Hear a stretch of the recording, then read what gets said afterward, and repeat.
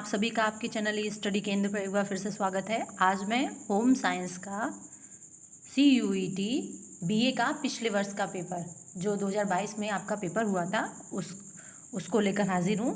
इस पेपर को ध्यान से देखिएगा। इसमें एक ये प्रॉब्लम है कि ये पूरा फुल पेपर जो है इंग्लिश में है। इसका हिंदी ट्रांसलेट पेपर मुझे नहीं मिला, इसीलिए मैं इंग्लिश में ही लेकर आई हूँ। आइए इस पेपर के माध्यम से लेकिन आपको पूरा पेपर कैसा आया था और कैसे कैसे प्रश्न आए थे ये आपको पूरा आइडिया हो जाएगा। तो प्रश्नों को देखते हैं। वीडियो को लाइक ज़रूर से करिएगा और अगर आपने चैनल को सब्सक्राइब नहीं किया तो जस्ट सब्सक्राइब कर लें और वीडियो को अपने फ्रेंडों में भी शेयर करिएगा। तो ध्यान दीजिएगा कि आपको ऐसे टाइप के प्रश्न आएंगे जिसमें आपको पैसेज दिया रहेगा। पैसेज को ध्यान से पढ़िएगा, 2 से 3 बार पढ़िएगा, क्योंकि हो सकता है 2, 3 या 4 या 5 क्वेश्चन उसी पैसेज से रिलेटेड हो। तो यहाँ पे देखिए कलर के बारे में दिया गया है। Colour is all around us in many forms. तो पूरा ये कलर के बारे में ये इतना बड़ा पैसेज दिया हुआ है। आइए इससे रिलेटेड प्रश्न देखते हैं। तो सबसे पहला प्रश्न जो है ये हमसे पूछ रहा है कि light rays when they enter our eyes strike the. जब प्रकाश हमारे आँखों में प्रवेश करती है तो वो क्या करती है, सबसे पहले कहाँ प्रभाव डालती है। तो ध्यान दीजिएगा, इसका जो हमारा आंसर हो जाएगा पहला सही हो जाएगा, रेटिना। नेक्स्ट हमारा दूसरा प्रश्न है, सेम वही पैसेज है और उसी से रिलेटेड दूसरा प्रश्न है हमारा कि choice of colour is not affected by. देखिए कलर का चुनाव किससे प्रभावित नहीं होता है, तो कल्चर से होता है, ओकेज़न से भी होता है और पर्सनल प्रेफरेंस, सबका अलग अलग पसंद होता है, लेकिन मॉनेटरी वैल्यू से कलर का इफेक्ट नहीं होता। ध्यान दीजिएगा, तो इसमें ऑप्शन नंबर 4 हो जाएगा, क्योंकि चाहे कोई गरीब हो या फिर अमीर हो वो अपने पसंदीदा कलर के कपड़ों को पहनेगा ही। नेक्स्ट प्रश्न है, ये भी अभी उसी पैसेज से संबंधित प्रश्न है और ये प्रश्न नंबर 3 है हमारा कि ब्राइटनेस और dullness of colour is referred to as. तो किसको रिफ़र करेगा, कलर का चमकीला होना और डलनेस होना, तो ये किसको रिफ़र करेगा। तो ध्यान दीजिएगा, इसमें भी आ जाएगा इंटेंसिटी को, पहला ही हमारा सही हो जाएगा। तो ध्यान दीजिएगा, इस प्रश्न में पूछ रहा है कि रंगों की चमक और धुंधलापन किस पर निर्भर करती है, तो इंटेंसिटी यानी कि तीव्रता पर। नेक्स्ट हमारा प्रश्न नंबर 4 भी देखिए इसी पैसेज से संबंधित है और इस प्रश्न क्या है, पूछ रहा है कि a colour can be seen by the eyes when light is. एक किसी भी कलर को जो हम अपने सामने देखते हैं वो कब देखते हैं, जब प्रकाश जो है आँखों के। तो ध्यान दीजिएगा, यहाँ पे हमारा ऑप्शन नंबर 2 सही हो जाएगा, रिफ्लेक्ट फ्रॉम ऑब्जेक्ट। जब प्रकाश किसी वस्तु पर पड़ती है और उसका प्रकाश हमारे आँखों पर रिफ्लेक्ट होकर पड़ता है तभी हम उस वस्तु को देख पाते हैं।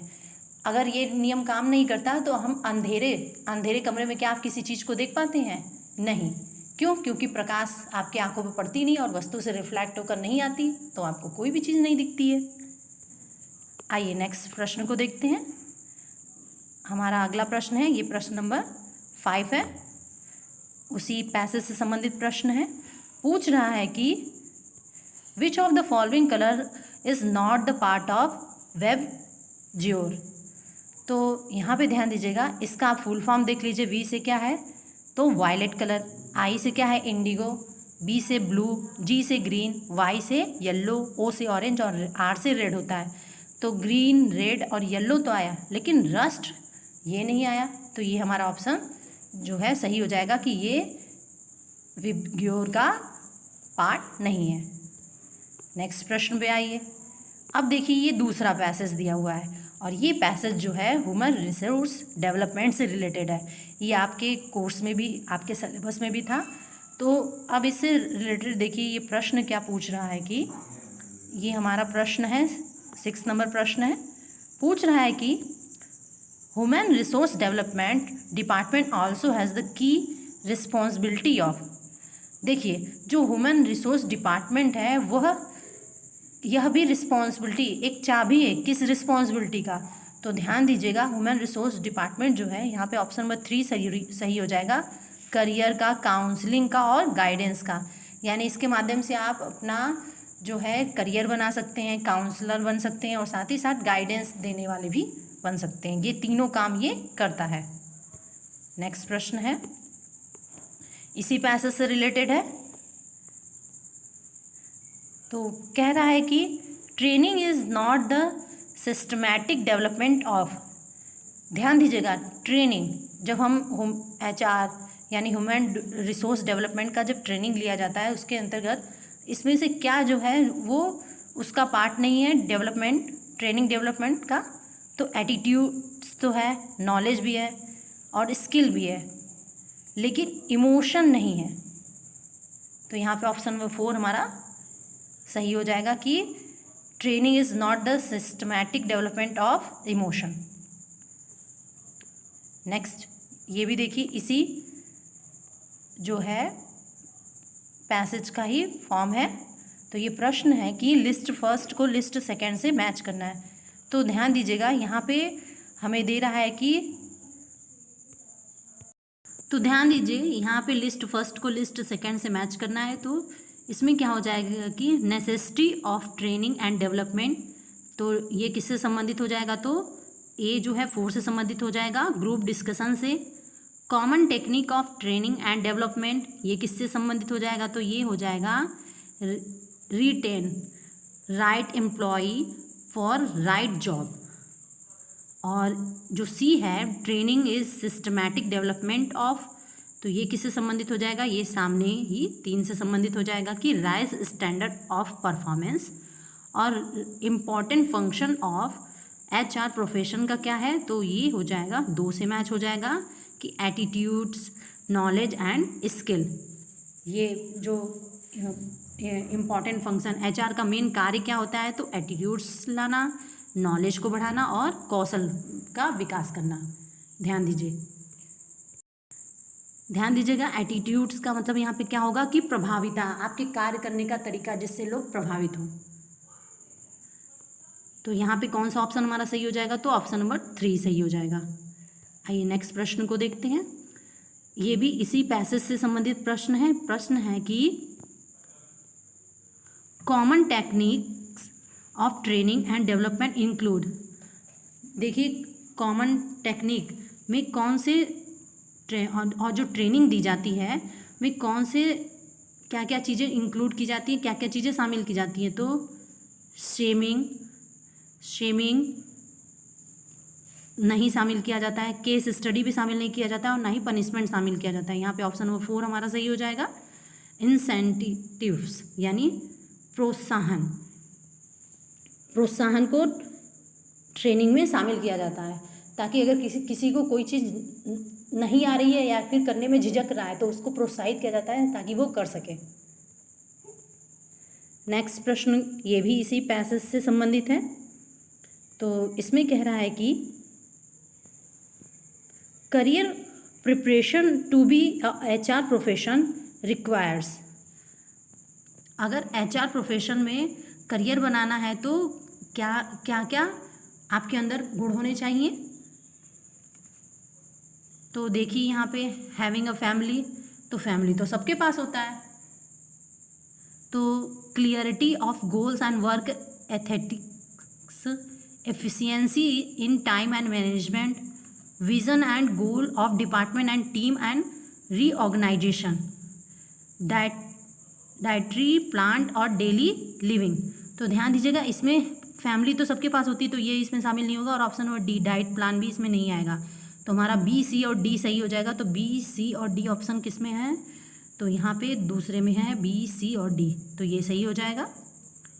नेक्स्ट प्रश्न है, प्रश्न कह रहा है कि which of the following provides family based care to the children to recover from traumatic experience, यानी ये कह रहा है कि इसमें से कौन सा संस्था है जो बच्चों को उनके पारिवारिक जैसा माहौल प्रदान करती है ताकि वो अपने आघात यानी उनको कोई प्रॉब्लम हुआ है, अपने परिवार से बिछड़ गए हैं या फिर किसी समस्या से उनको परेशानी है तो उससे वो उभर सकें। तो इसमें कौन सा ऑप्शन आपका सही हो जाएगा, तो यहाँ पे ऑप्शन नंबर 4 सही हो जाएगा। SOS children's villages. ये क्या होता है, तो जो SOS चिल्ड्रन विलेजेस है यह एक स्वतंत्र गैर सरकारी संगठन है जो कि 1964 में भारत में स्थापित किया गया है, जिसका उद्देश्य उन बच्चों के लिए काम करना है जो अनाथ हैं, जिनको छोड़ दिया गया है, जिनका कोई नहीं है और जिनके परिवार वाले उनकी देखभाल करने में असमर्थ हैं। यह उन बच्चों के समग्र विकास का कार्य करता है और उन्हें पारिवारिक माहौल प्रदान करता है, ध्यान दीजिएगा। और साथ ही साथ ये चिल्ड्रन होम क्या है, तो चिल्ड्रन होम शिशु सदन होता है जहाँ पे ऐसे माता पिता के बच्चों को रखा जाता है जो अपने बच्चों का पालन पोषण करने में असमर्थ है। ध्यान दीजिएगा, ये इससे रिलेटेड प्रश्न इस साल आ सकता है, तो इसीलिए मैं हर ऑप्शन को क्लियर कर रही हूँ।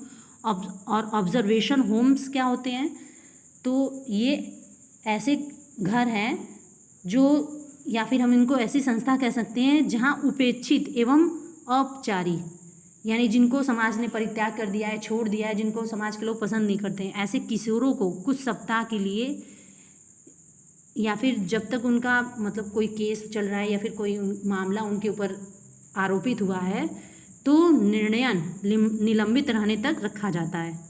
और ICDS क्या है, तो इसके बारे में तो आप लोगों ने पढ़ा ही है कि यह एक संस्था है जिसकी स्थापना कब हुई थी, तो 2 अक्टूबर 1975 को 1975 को इसकी स्थापना की गई थी।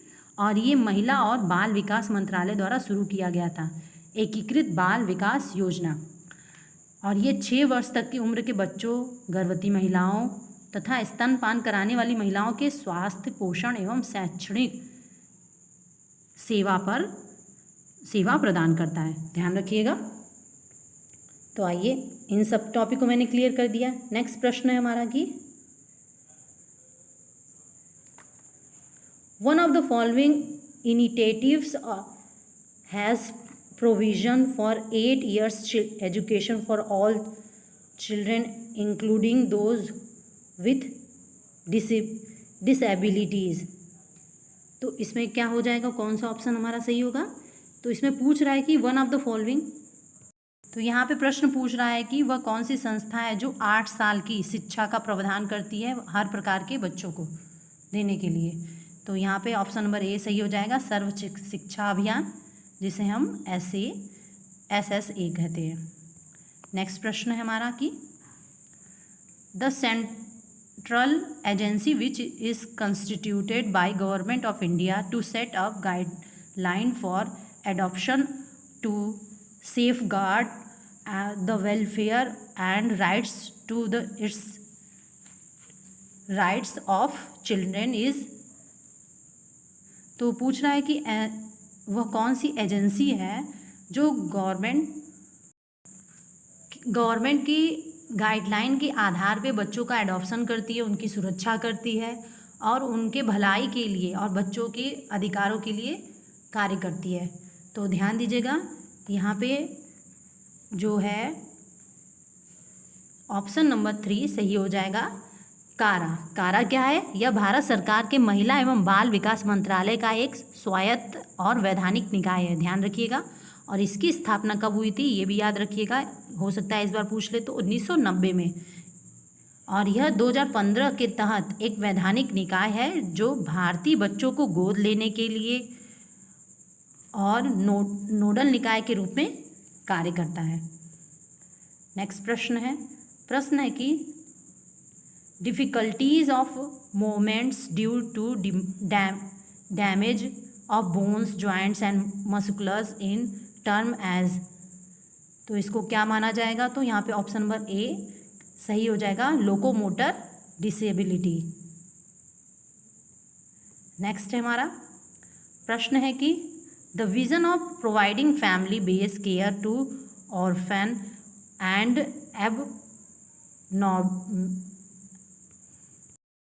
Abnormal children is made by, तो यहाँ पे 2 सही हो जाएगा हमारा ऑप्शन SOS विलेज। हमने अभी SOS विलेज के बारे में बताया कि जहाँ पे अनाथ एवं परित्याग, जिनको छोड़ दिया गया है, ऐसे बच्चों को फैमिली बेस केयर यानी पारिवारिक देखभाल मिलती है।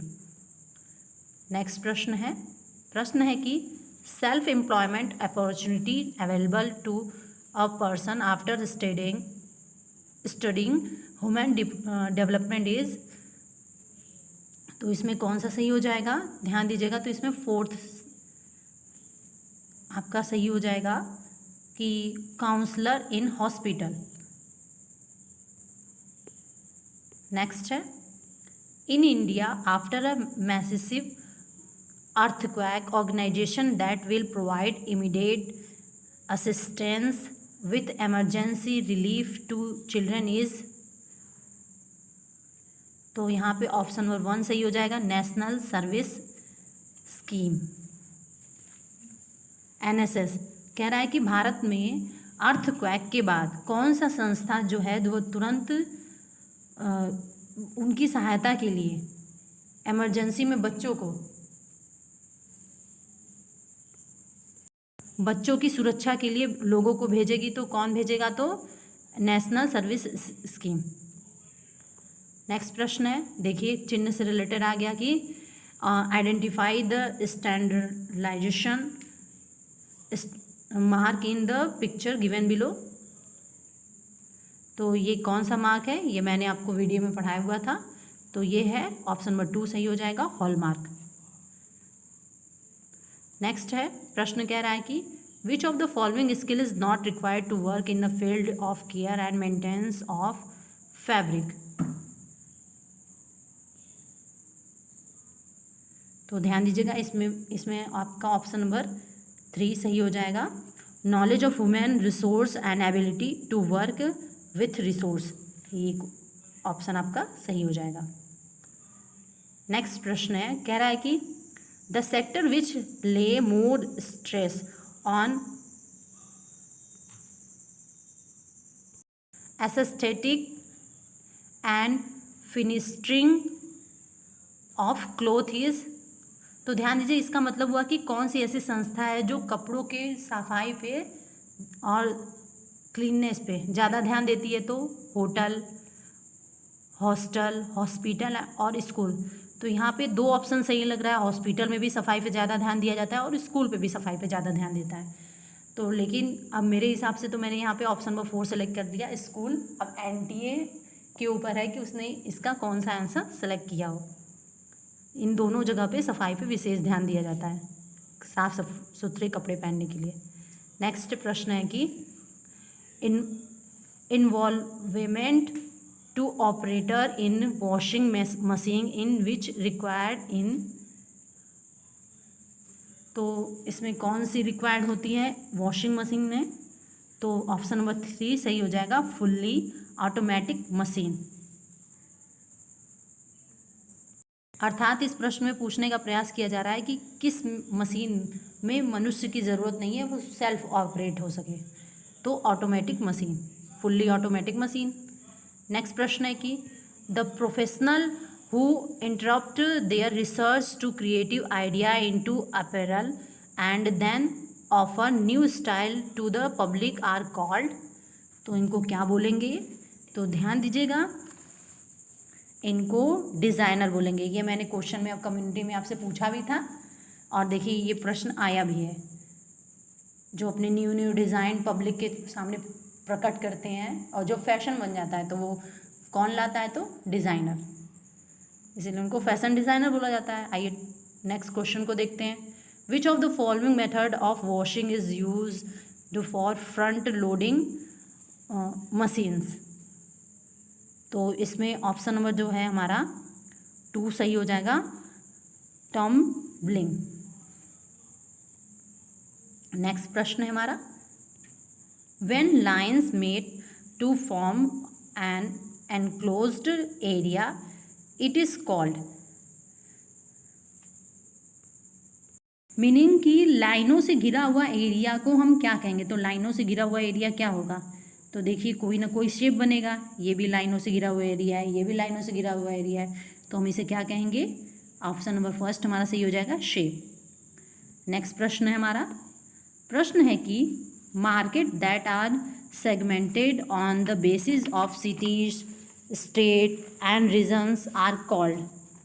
तो ध्यान दीजिएगा, तो हम इसको कौन सा मार्केट बोलेंगे, तो यहाँ पे हमारा जियोग्राफिक मार्केट हो जाएगा, क्योंकि सिटीज़ और स्टेट और रीजन, ये सभी क्या होते हैं, अलग अलग जगहों पे अलग अलग होंगे। भारत में 28 राज्य हैं, 28 राज्य में अलग अलग सिटीज़ हैं, और सबका जियोग्राफिकल जो एरिया है सब अलग है, कहीं पे कुछ होता है, कहीं पे कुछ होता है। इसीलिए तो भारत सरकार अलग अलग सिटीज़ के उत्पादों पर जीआई टैग प्रदान कर रही है, आपको पता ही होगा। GI tag means geographical indicators, यानी कि जैसे कि मान लीजिए हम उत्तर प्रदेश की ढेर सारे चीज़ों को 2023 में जीआई टैग मिला है, जैसे हाथरस की हींग को, बनारस के लंगड़ा आम को, तो आप समझ ही सकते हैं। नेक्स्ट जो प्रश्न है वो मैं नेक्स्ट वीडियो में अपलोड करूँगी, तो वीडियो आपको कैसा लगा हमें ज़रूर से कमेंट करके बताइएगा। और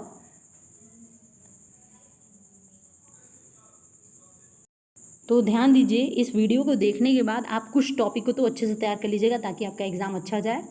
हाल ही में आपका एग्ज़ाम होने वाला है, तो कला के तत्व से कला के सिद्धांत जो हैं, और जो मैंने कुछ संस्थाएं बताई हैं आईसीडीएस योजनाओं से रिलेटेड, एसओएस और ऑब्जर्वेशन होम और चिल्ड्रेन होम और कारा के बारे में जो पढ़ाया है उसको भी अच्छे से समझ लीजिएगा। इस साल भी उनसे प्रश्न ज़रूर से आएगा, और साथ ही साथ उसको पूरे अच्छे से इसमें नोट्स भी आप बना सकते हैं, जो मैंने जितना भी पेपर में आपको अभी पढ़ाया है।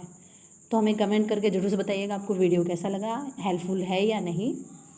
और सब्सक्राइब भी कीजिए, मेरे 1000 टारगेट को इस साल तो पूरा करवा ही दीजिए। तो आपसे यही उम्मीद रहेगी ताकि हमें मोटिवेशन मिलता रहे और हम वीडियो बनाते रहें। Thank you everyone.